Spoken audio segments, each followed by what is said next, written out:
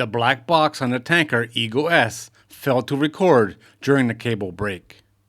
This is from the Maritime Executive, and it was published on August the 27th, 2025. Investigators who boarded the tanker Eagle S after it severed the subsea power cable found that the Voyage Data Recorder, or VDR, had failed to record during the time period of the casualty, not because of tampering, but because of an inherent design flaw that turned it off. On Christmas Day, the power transmission cable and multiple telecom cables in the Gulf of Finland were suddenly severed. Eagle S happened to be underway in the area, and their track line corresponds with the damaged sites. Within hours, Finnish police boarded the vessel by helicopter and diverted her for arrest and examination. At the time, the tanker had its portside anchor chain in the water, and a follow-up survey found a 50-plus nautical mile dragline on the bottom, along with the damaged anchor. In early March, Finnish authorities released the Eagle S, but detained the master and the first and second officers to await criminal charges.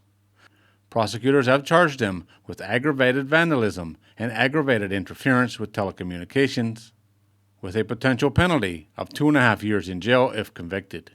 The trial is now underway. Any investigation of potential wrongdoing at sea will always start with the VDR, including key parameters of vessel status, such as heading, speed, and engine RPMs, and of course audio of the crew conversations on the bridge.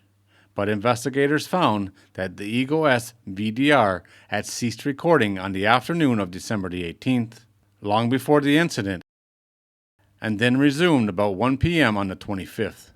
The Eagle S crossed and severed the power cables at about 30 minutes earlier, while the DVR was not recording.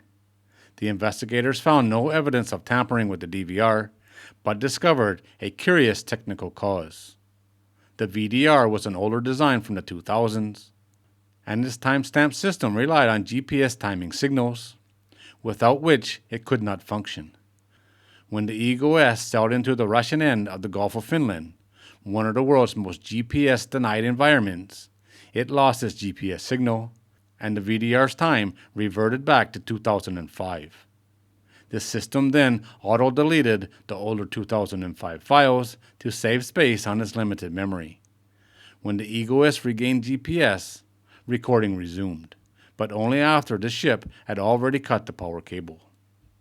The officers maintained that they could not have reasonably known that they were dragging an anchor across the bottom, but prosecutors contend that they were negligent in overlooking it. One key piece of evidence presented to the jury this week is an electronic log of the ship's speed, which had dropped minutes before the cable break, falling from 12 knots to 9. Engine RPM also fell at the same time. The prosecutors contend that the speed change was a clear indication that something was wrong, and the crew should have checked its anchors. However, the defense contends that the bridge team had noticed the speed drop and contacted the chief engineer, who informed him that the vessel was having engine problems. The chief engineer, who has not been charged, told the court that the engine was indeed having problems on that voyage, and had been an issue well before the casualty.